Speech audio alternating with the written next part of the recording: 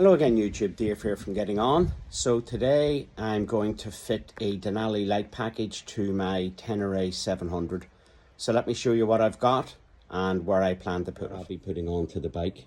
These are the new Denali DL4s. They're a lower cost alternative to some of their other products.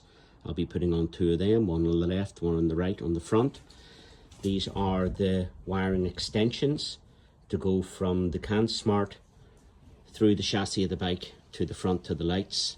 I'll be putting on a HexEzCan and I'll be putting on a Denali B6, and this is the pigtail to connect it to the controller. Offered up one of the DL4s to the front right side of the bike just to get a idea of what it looks like. So this is it.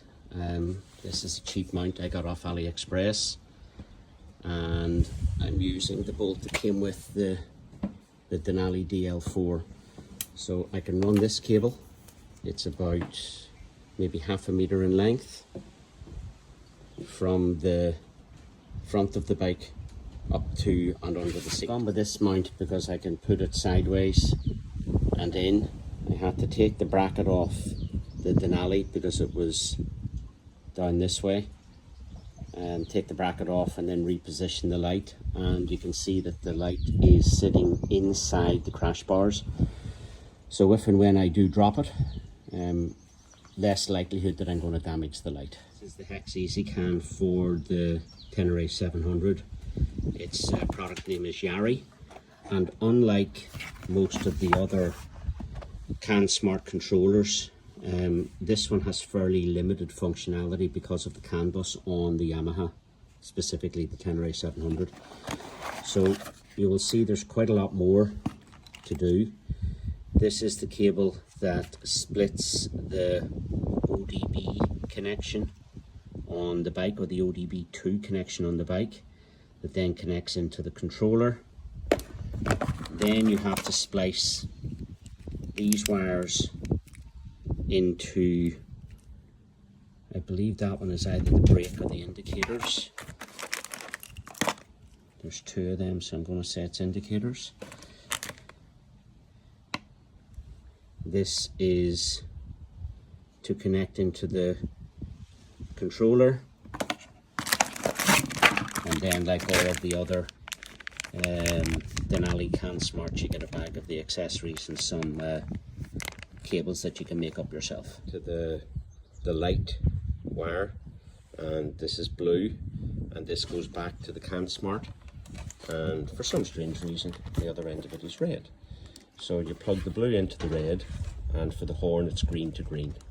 So let me plug this in before I start tidying cables away and just test if the functionality works. I'm not sure which one of the two horn wires to unplug, so I've just picked the one that's easiest, which is at the bottom, and I've just plugged the cable in, and just temporarily I'll run this back to the back of the bike and plug it into its lead off the CAN Smart, which is here. So with that done, I can turn on the ignition.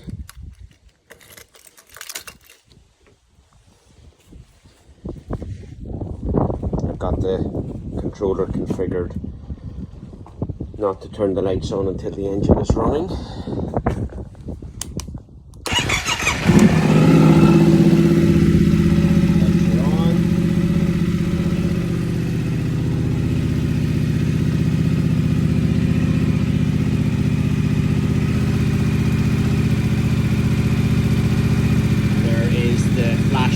Function working. So 1, 2, 3, that's strobes. The next one is the horn.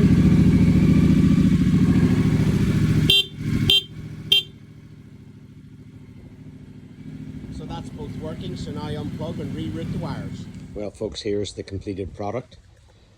I fitted the Denali DL4s left and right to the front of the bike. Underneath the seat I've ran the HexEzCan controller. Around the back of the bike I've fitted the Denali B6 rear brake light and running light.